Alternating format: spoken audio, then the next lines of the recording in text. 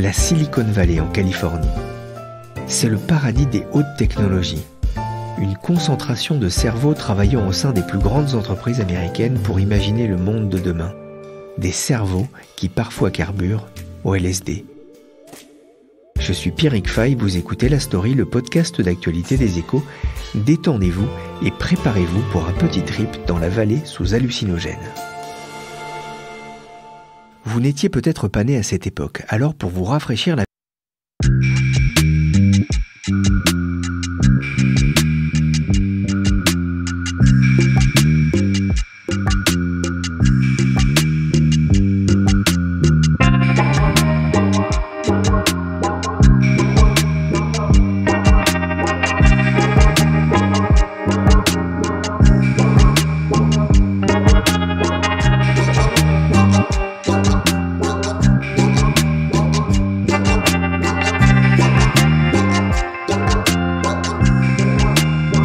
Californie.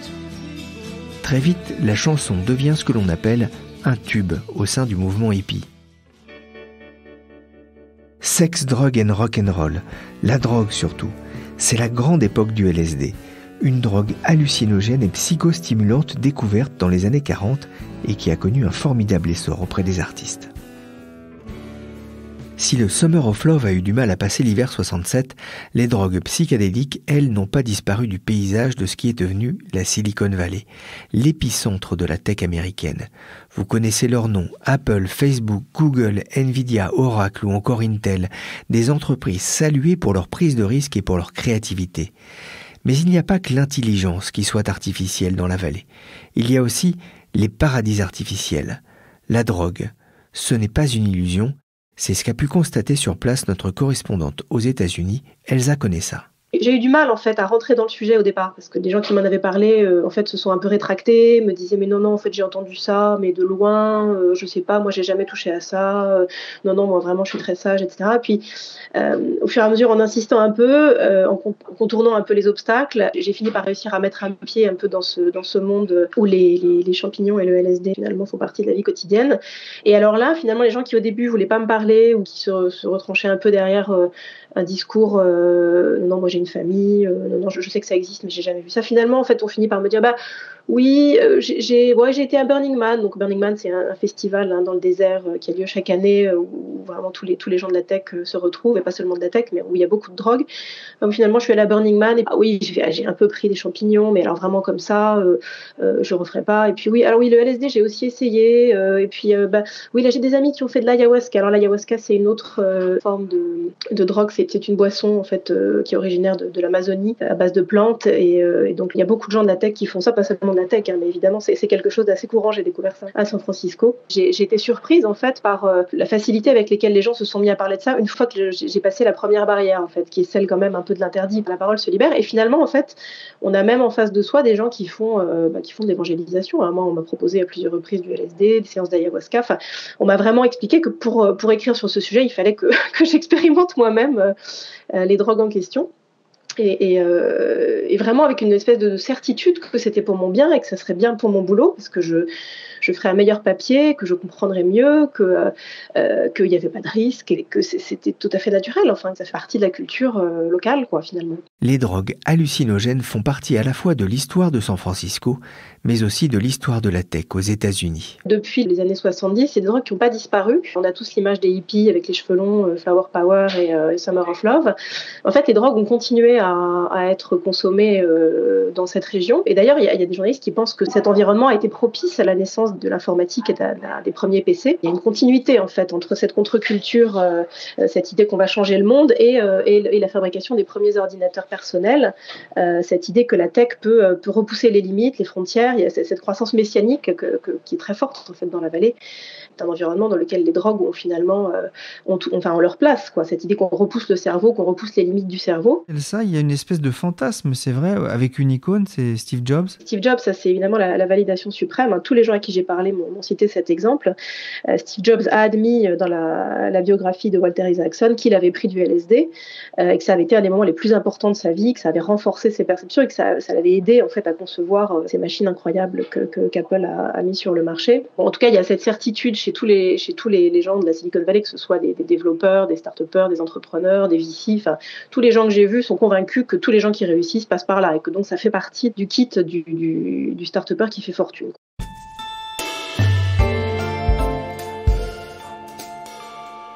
En 1966, la Californie et le Nevada deviennent les premiers États à interdire la production, la vente et l'utilisation du LSD. À l'époque, on évoque un problème sanitaire. Si l'interdiction ne semble pas déranger plus que cela les geeks de la vallée, qu'en est-il de la dangerosité potentielle de ces substances ? Ce sont des drogues qui sont perçues comme étant d'une autre nature de celles qui sont présentées en tout cas dans la Silicon Valley comme les drogues de la côte Est, à savoir la cocaïne, l'héroïne, etc., qui sont les drogues de Wall Street. Les gens de la côte Ouest sont persuadés que les champignons, le LSD, sont des drogues, c'est des médecines, ils appellent ça même presque des médicaments, quoi. C'est des substances qui aident à être plus performants, à être plus créatifs, à être meilleurs, qui d'après eux, aide à se libérer des addictions. Il y a vraiment cette certitude que c'est le moyen de se libérer quand on est toxico ou qu'on prend de l'héroïne, on fait une séance d'ayahuasca, c'est réglé. Enfin, j'ai vraiment entendu ça, moi. Il y a des gens qui disent ça. Que c'est vraiment le pendant positif de ces mauvaises drogues de la côte Est qui rendent méchants et agressifs, alors que ces drogues de la côte Ouest feraient le bien, quoi, finalement, ce serait bénéfique pour l'humanité. Donc la conscience du danger, moi, je l'ai pas tellement rencontrée. J'ai surtout rencontré des gens qui avaient envie de tester des limites, parce que c'est très spécifique à la culture de la Bay Area, c'est cette idée qu'il faut repousser les limites, qu'il faut pirater son propre corps pour accroître ses performances, être plus créatif, aller plus loin. Alors il y a des médecins évidemment qui alertent, comme il n'y a aucune recherche au niveau fédéral, puisqu'il y a un interdit au niveau fédéral, on ne sait pas quelles sont les doses au-delà desquelles il y a un effet potentiellement dommageable sur le cerveau, sur le corps. Il y a vraiment une ignorance en fait. Et ce qui peut être surprenant d'ailleurs, c'est que la plupart des entreprises semblent laisser faire. Google par exemple a invité un journaliste qui s'appelle Michael Pollan qui a écrit un livre sur le microdosing. Son livre s'appelle How to Change Your Mind, donc comment changer son cerveau, changer son esprit. Il fait quand même un peu l'apologie du microdosing. Il a été invité par Google pour faire une conférence en interne qui a été retransmise sur Internet. Donc il y a vraiment, je trouve, une espèce pas de tolérance, mais en tout cas, c'est un sujet dont on parle, quoi.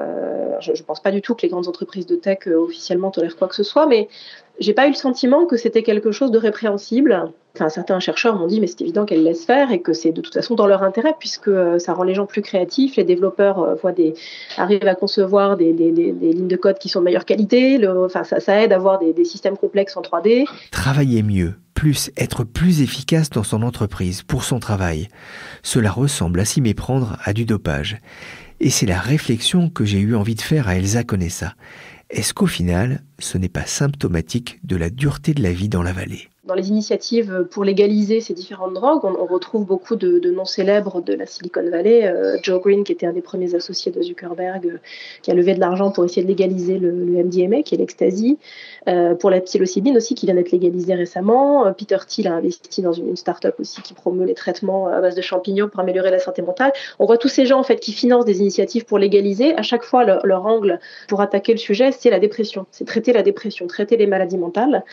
Et c'est vrai qu'il y a cette idée que j'ai souvent rencontrée aussi, que beaucoup de gens sont déprimés, en fait, que c'est un monde quand même très dur, surtout depuis l'élection de 2016 qui a mis à jour vraiment des pratiques très contestables des grandes entreprises de la tech. Ce que disent certains médecins, c'est qu'il y a vraiment beaucoup de développeurs, d'entrepreneurs qui sont déprimés, qui s'imaginent que c'est nécessaire de prendre ces drogues pour survivre. Alors c'est une interprétation, j'ai aussi vu des gens très heureux qui avaient fait fortune et qui cherchaient un peu à donner un sens à leur vie en prenant ces drogues.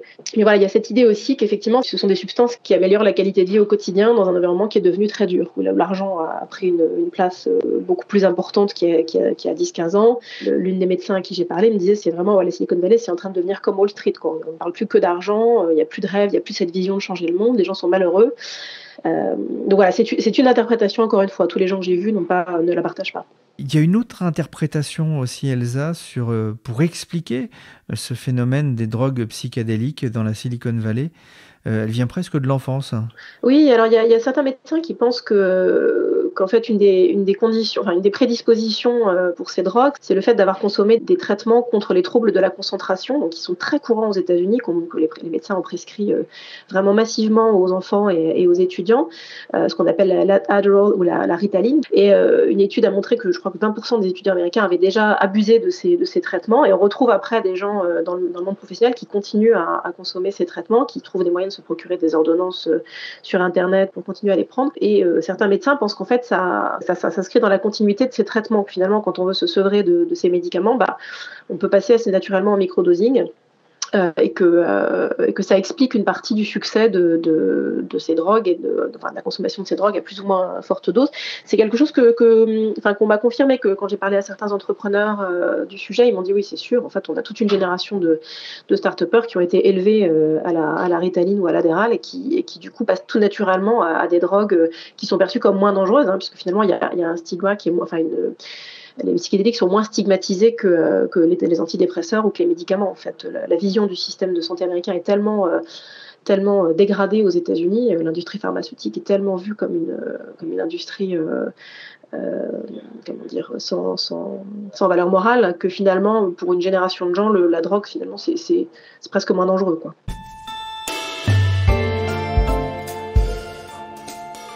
Parmi les nombreux intervenants qu'Elsa a rencontrés pour écrire son article pour les Échos Week-end, il y en a un qui a accepté de nous parler. Il s'appelle Cory MacLeod. Il vit à San Francisco et a derrière lui plus de 20 ans d'expérience, notamment dans l'édition numérique. Il est né en 1969 et l'histoire du LSD, c'est aussi un peu la sienne. Depuis mon adolescence à San Francisco, je suis entouré par beaucoup de gens qui montrent une préférence pour le LSD plutôt que d'autres drogues qui sont considérées ici au moins comme l'alcool et le tabac et les drogues plus dures comme l'héroïne, l'opioïde, etc. Même la cocaïne, tout ça qui est considéré comme la drogue, mais aussi les substances qui sont les substances du quotidien dans la vie des Français et des autres, comme l'alcool, le café, le tabac. Tout ça, ce sont des substances qui, dans mon entourage, sont considérées comme de la drogue. Et le LSD, c'est vu comme plutôt comme quelque chose qui aide à augmenter la santé personnelle au lieu de nuire. Et ça, c'est quelque chose que j'ai commencé à remarquer dès l'âge de, je dirais, 13 ans. Et j'ai toujours remarqué que les gens qui ont un rapport avec le LSD sont en bonne santé, physique et mentale, et ont une tendance à éviter toutes les autres substances. Cory a essayé jeune le LSD, un passage presque initiatique dans la culture de la Silicon Valley. Mais c'est plus tard qu'il a eu une forme de révélation. Avant la sortie du livre de James Fadiman en 2011, j'ignorais l'approche avec le LSD qui s'appelle le microdosage. Avant James Fadiman, tout le monde en prenait beaucoup trop. Et ça a commencé avec Timothy Leary dans les années 60, qui distribuait du LSD en poussant les gens à en prendre beaucoup à la fois. Et pour moi, c'est l'équivalent de demander à quelqu'un de boire toute une bouteille de whisky en avalant la bouteille d'un coup. Et tout le monde sait que ce n'est pas comme ça qu'on devrait consommer de l'alcool. Et la même chose peut s'appliquer à LSD. Le LSD, si on en prend beaucoup, on est dans un état étrange où on passe par un voyage intérieur très personnel, mais très intense.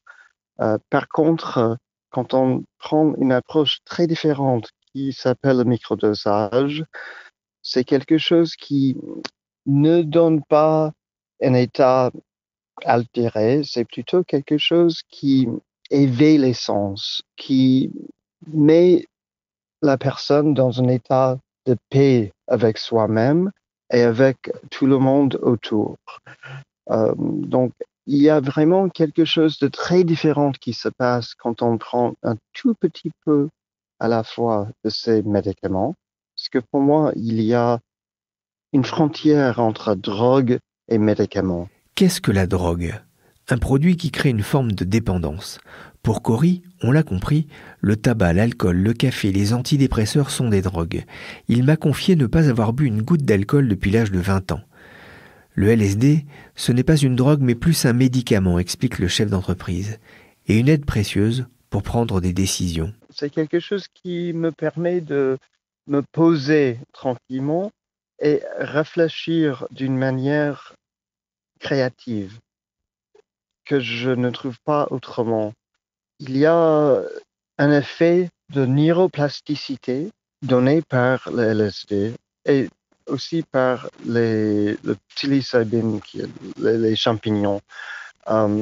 Ces deux substances sont quelque chose, quand on les prend en microdosage, sont quelque chose qui augmente les facultés mentales et qui permet à se poser et de réfléchir autour des idées et des problèmes qu'on essaie de résoudre dans la vie créative et professionnelle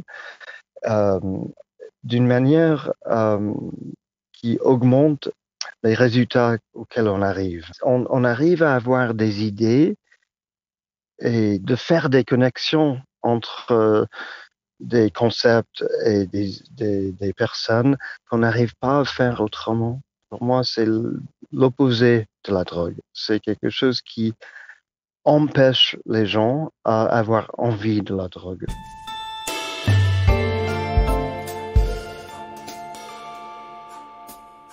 Ces substances sont prohibées au niveau fédéral, même si leur usage semble assez répandu, notamment dans la Silicon Valley. L'interdit, il y a des gens qui aiment bien braver l'interdit. Ce n'est pas le cas de Cory. Il a d'ailleurs son opinion sur pourquoi le LSD a été interdit. Pour moi, l'histoire autour de cette impression et cette interdiction, c'est une histoire politique. C'est parce que pendant la guerre du Vietnam, le président Nixon, il a eu peur des effets de LSD puisque le pouvoir en ce moment-là, le pouvoir politique, ils avaient besoin des gens qui voulaient aller faire de la guerre pour le pays. Et ils ont remarqué que ceux qui prenaient du LSD ne voulaient plus faire de la guerre. Si on remonte un peu jusqu'à la Deuxième Guerre mondiale, on peut voir que Hitler, il était sous l'effet de méthamphétamine. Et il était accro de méthamphétamine et il en donnait beaucoup à tous ses soldats. Et c'est quelque chose qui est bien connu aujourd'hui. Il y a un livre qui est sorti il y a 2 ans qui s'appelle Blitzed par un historien allemand basé à Berlin qui a passé des années à faire de la recherche autour du rapport entre Hitler et le méthamphétamine.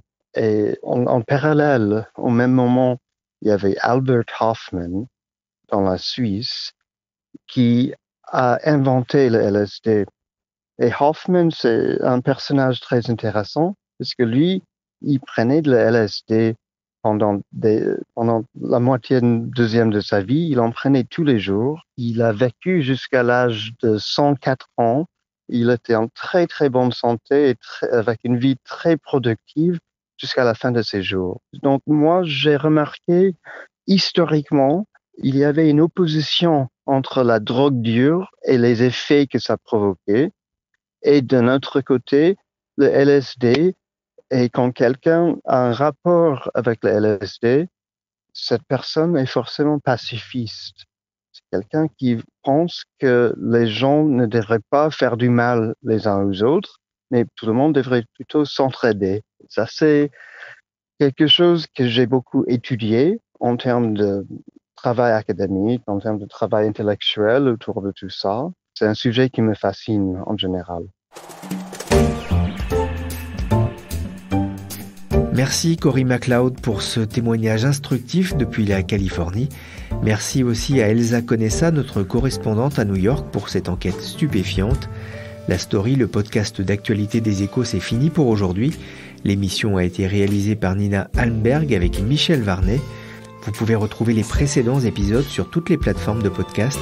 N'hésitez pas à vous abonner et à faire tourner. Pour l'actualité en temps réel, c'est sur leséchos.fr.